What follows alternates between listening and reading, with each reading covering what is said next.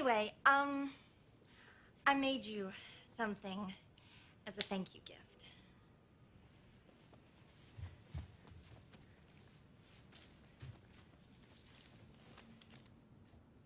Open it.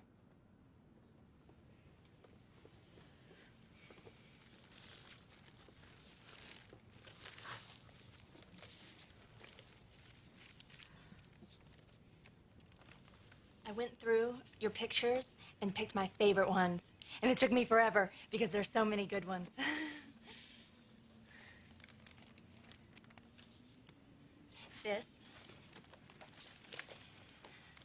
That's for all the wonderful photos you will be taking.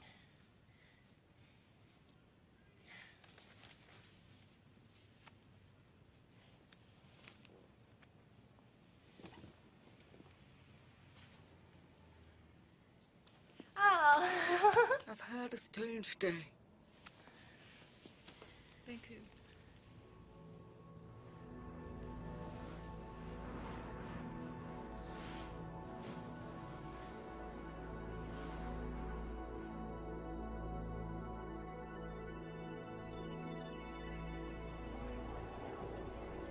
Why are we here? If thoughts could do that to water, imagine what our thoughts can do to us. What thoughts are made of? Is there a substance of thought?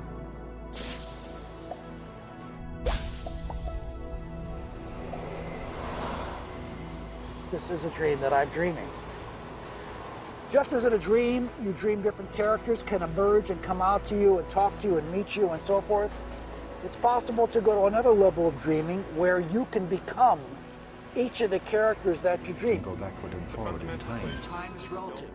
Goes backwards in time, and forward in time to bring quantum information. Time reversal symmetry. Of course, we can go backward and forward in time. Generators occurred Are when it was all realized. realities in the quantum field existing simultaneously? The actual event of experience. There literally are different worlds in which we live. There's the macroscopic world that we see. There's the world of our cells. There's the world of our atoms. There's the world of our nuclei. These are each totally different worlds. They have their own language. They have their own mathematics. They're not just small. Each is totally different, but they're complementary. Because I am my atoms, but I am also my cells. I'm also my macroscopic physiology. It's all true. They're just different levels of truth. The deepest level of truth uncovered by science and by philosophy is the fundamental truth of unity. At that deepest subnuclear level of our reality, you and I are literally one. This gradually led into some notions that there was an invisible connection between everything. Physicists give this a name. They call it entanglement.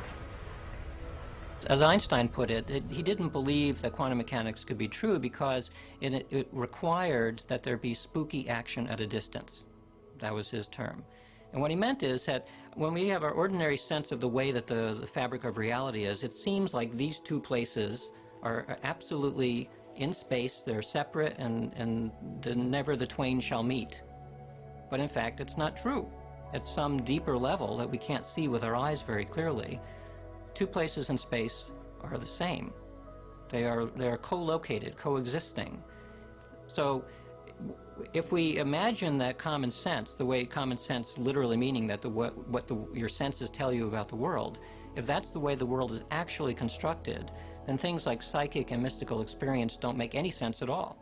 Because the whole point about psychic and mystical experience that makes them strange is the sense that there's some kind of connection between what's going on inside your head and things elsewhere in space and in time. So what this view of quantum mechanics provides is a way of framing what these strange experiences are like. And it reframes it from somehow magically information is getting inside my head from signals or forces or something into a different view, which is that in a sense your head, yes, is here, but it's also spread out through space and time. And so when I'm able to get a telepathic impression from somebody at a distance, it's not because I somehow jumped out there and got it, but because at some deep level, my head and the other person's head are co-located. We become entitled all the time when we communicate telepathically. Those experiences are so striking. I literally can read your thoughts if I become entangled with you. And such things happen. There are distant viewing experiments. There are even experiments now that you are seeing light flashes and your brain potentials picks up the signature of those light flashes, what is called evoke potential, that can be measured in an EEG machine connected to your brain. And I am sitting over there, no light flashes, I cannot see you, and still my brain potentials, because I am correlated with you in terms of intention, I intend to be directly communicative with your experiences. That intention produces me, gives me the capability of simultaneously having the similar brain potential in my brain. It was first done by Jacobo Greenberg at the University of Mexico and now repeated by Peter Fenwick in London. The day should be the sunrise. It should be the beginning of great thought. I wake up in the morning and I consciously create my day the way I want it to happen. Now sometimes, because my mind is examining all the things that I need to get done, it takes me a little bit to settle down and get to the point of where I'm actually intentionally creating my day. But here's the thing, when I create my day, and out of nowhere, little things happen that are so unexplainable, I know that they are the process or the result of my creation. And the more I do that, the more I build a neural net in my brain that I accept that that's possible. It gives me the power and the incentive to do it the next day. And we all create our own realities. And we do that because we are the observer.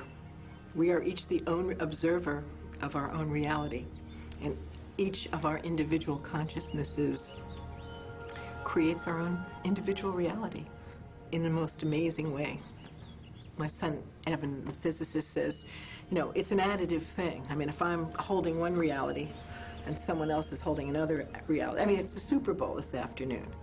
And the reality that the Eagles are holding is a different reality than what the Patriots are holding. And only one of those realities are going to be the real reality. So there's some additive, and there are interference patterns. Well, I think if we keep quantum physics and the understanding very simple for the layperson, that our observation has a direct effect on our world. I think if we keep it very simple, then people can get about the business of beginning to practice the skill of observation. See, the subatomic world responds to our observation, but the average person loses their attention span every 6 to 10 seconds per minute. So that doesn't leave a lot of room for our attention span. So how can the very large respond to someone who doesn't have the ability to even focus and concentrate? Maybe we're just poor observers.